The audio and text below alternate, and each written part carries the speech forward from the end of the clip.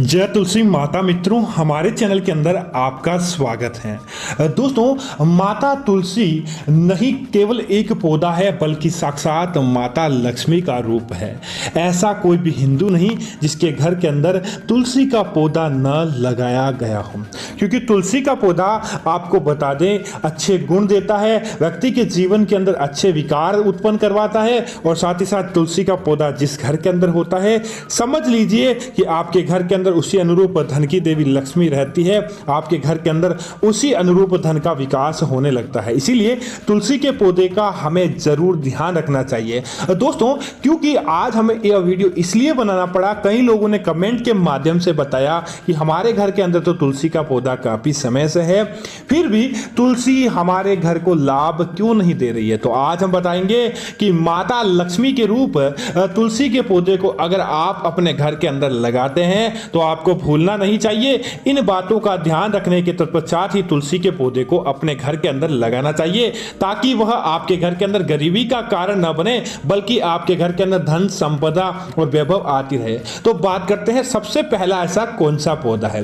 दोस्तों, नागफनी का पौधा, जिसे शास्त्रों के अंदर भी नकारात्मकता का प्रतीक माना गया है, उसको आप अपने घर के कई लोग आजकल फैशन के दौर के अंदर अपने गार्डन को मजबूत और गार्डन को बढ़िया बनाने के लिए नागफनी के पौधे को अपने घर के गार्डन में लगा देते हैं, लेकिन आप यह भूल जाते हैं कि आप नकारात्मकता को अपने घर के अंदर आमंत्रित कर रहे हैं, नकारात्मकता को अपने घर के अंदर प्रवेश करवा रहे हैं। इस बात को आप पता नहीं क्यों भूल जाते हैं, जिसकी वजह से क्या होगा कि वह आपके घर के अंदर नकारात्मकता को पैदा करता है। कैसे? शास्त्रों के अंदर वर्णित है ऐसा पौधा जिसके अंदर से फूल पत्तियां नहीं निकलती हो, जिसके पास पक्षी कलरव नहीं करते हो, अगर आप ऐसा पौधा घर के अंदर लगाते हैं तो वह पौधा नकारात्मकता से भरा हुआ पौधा माना जाता है और वह पौधा आपके घर के अंदर नकारात्मकता को बढ़ाने वाला माना जाएगा। इस बात को आपको भूलना नहीं चाहिए। इसी कारण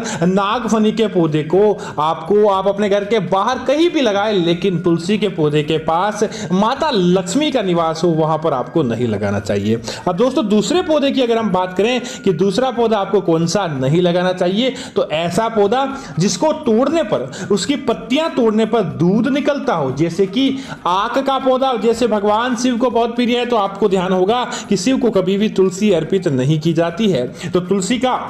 और आक का कभी भी मेल नहीं बैठता, लेकिन दोनों को लगाना भी जरूरी होता है। तो एक निश्चित दूरी के स्थान पर आपको इन दोनों पौधों को लगाना चाहिए, ताकि आपके घर के अंदर दोनों का फायदा प्राप्त हो और किसी का भी नुकसान न हो। ऐसे पौधे दोस्तों, कंटीले पौधे जिसे तुलसी की पत्तियों को नुकसान पहुंच सकता हो, या पौधों के बीच में छिपाकर कभी भी तुलसी के पौधे को नहीं रखना चाहिए। अगर आप ऐसा करेंगे तो समझ लीजिए कि आपके घर के अंदर माता लक्ष्मी प्रवेश नहीं करती है, क्योंकि इसका बड़ा कारण होता है तुलसी को खुली जगह से रखा जाता है, ताकि इसके माध्यम से आपके घर के अंदर जो हवा बहती है वो सकारात्मकता से भरी हुई हवा रहती है। माता लक्ष्मी जिस जहां जहां आपके घर के अंदर हवा रहती है, वह आप तुलसी की उस हवा का आनंद लेंगे तो समझ लीजिए कि आपके मन धन कमाने की तरफ आकर्षित होंगे और आप अपने कार्य के प्रति लगकर अपने कार्य को सफल बनाने का प्रयत्न करेंगे। दोस्तों, इसी तरह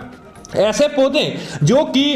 कम फूल देते हो, केवल पत्तियों वाले पौधे हो, वैसे भी तुलसी के पास लगाने से मना किया जाता है। हाँ, इसके अंदर एक गुलाब का पौधा अपवाद रहेगा, कंटीला पौधा है, लेकिन आप इसे तुलसी के पास लगा सकते हैं। इसमें आपको किसी प्रकार का कोई नुकसान नहीं होने वाला है, आप इसे बखूबी लगाएं। लेकिन उसके अलावा जो भी कंटीले पौधे हैं आपको तुलसी के पास भूलकर भी नहीं लगाने चाहिए, या ऐसे पौधे जिनके अंदर से फूल नहीं खिलता हो, पुष्प नहीं खिलता हो, तुलसी के पास उन पौधों को भूलकर भी नहीं लगाएं, क्योंकि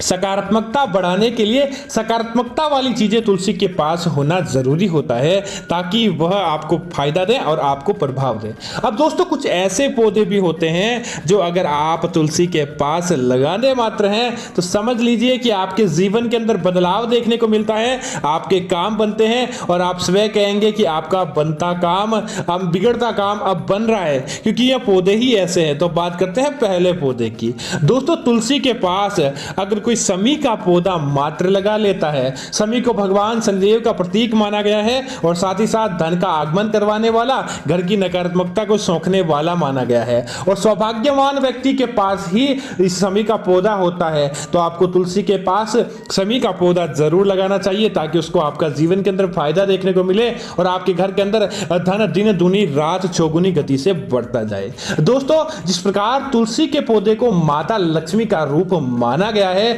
उसी प्रकार केले के वृक्ष को भगवान नारायण अर्थात कि विष्णु का रूप माना गया है। तो जिस घर के अंदर तुलसी के पास केले या केली का वृक्ष होता है और सुबह नित्य दोनों के अंदर जल चढ़ता है, तो समझ लीजिए कि आप साक्षात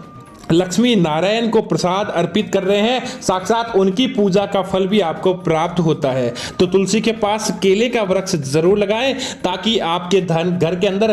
अंदर बरकत देखने को मिले, परिवार के सदस्यों के बीच में अच्छी चीज देखने को मिले। दोस्तों, एक बात और, अगर आपके घर के अंदर जो तुलसी का पौधा आपने लगाया है, ध्यान रहे कि जहां आप जूते चप्पल रखते हैं या अपनी जमीन के थोड़ा सा ऊपर आपको तुलसी के पौधे को रखना चाहिए। जहां गंदगी रहती है वहां भूलकर भी तुलसी के पौधे को उसके पास तक नहीं रखना चाहिए, कारण कि ऐसे पौधे जो गंदगी प्रदान करते हैं या ऐसी जगह जहां गंदगी प्रदान करती है, आप अपने घर की गंदगी के अंदर लक्ष्मी को रखते हैं, अपनी तुलसी को रखते हैं, तो वह लक्ष्मी आपको कैसे फायदा दे सकती है, इस बात का आपको भी मंथन करना चाहिए ताकि आपको उसका प्रभाव देखने को मिलेगा। दोस्तों, एक बात और, अगर आप अपने घर के अंदर तुलसी को लगाते ही है और तुलसी के पत्ते आपके घर के अंदर खिल उठे हैं, तब आप चाहते हैं कि उन पत्तों का आपको आपके जीवन के अंदर फायदा देखने को मिले, उन पत्तों के माध्यम से आपके घर की बुराई चली जाए, आपके घर के अंदर सकारात्मकता रहे, तो नित्य उन तुलसी के एक पत्ते को जब आप जल दें, उसके बाद तोड़कर भगवान विष्णु के या श्री कृष्ण आपके घर के अंदर हैं तो उनकी मूर्ति के चरणों के अंदर आपको तुलसी के इन पत्तों को जरूर चढ़ाना चाहिए ताकि उसका कई गुना प्रभाव वापस आपके जीवन के अंदर लौटकर आता है और आपको उसका नित्य फायदा प्राप्त होता है। दोस्तों, एक चीज और कि तुलसी के पास आपको भूल कर भी गंदे कपड़े या फिर गंदी चीजें या फिर आप यह जरूर ध्यान रखें कि तुलसी के गमले के अंदर आप कभी भी गंदी कोई जो गोमाता की खाद रहती है, गोबर, उसके अलावा किसी भी तरह का कोई भी कभी भी भूल कर भी मेमने की खाद तुलसी के पौधे के अंदर नहीं देनी चाहिए, क्योंकि मेमने की खाद नकारात्मकता को निश्चित तौर से बढ़ाने का काम करेगी, बल्कि गोबर की जो खाद आप देंगे वह वास्तव में आपके कार्य को बनाएगी और गोमाता की कृपा भी आपको देखने को मिलती है। दोस्तों, कई लोग हमें सवाल करते हैं कि तुलसी का पौधा अगर सूख चुका है तो क्या करें। अगर आपके घर का तुलसी का पौधा सूख गया है तब आपको सावधान रहने की आवश्यकता है। तुरंत प्रभाव से आपको क्या करना चाहिए कि उस तुलसी के पौधे को, सूखी जो कलियां हैं, उसे किसी नदी के अंदर आपको प्रभावित कर देना चाहिए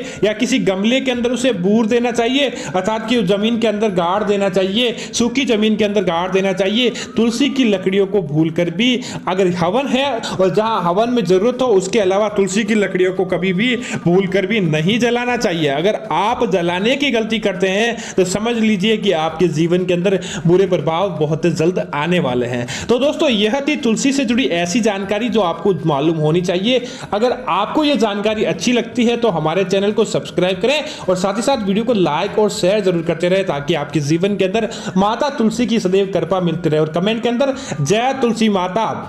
या ओम नमो भगवते वासुदेवाय नमः का कमेंट करें ताकि भगवान की सदैव आपके जीवन के अंदर कृपा बनी रहे। जय लक्ष्मी माता मित्रों, जय तुलसी माता मित्रों।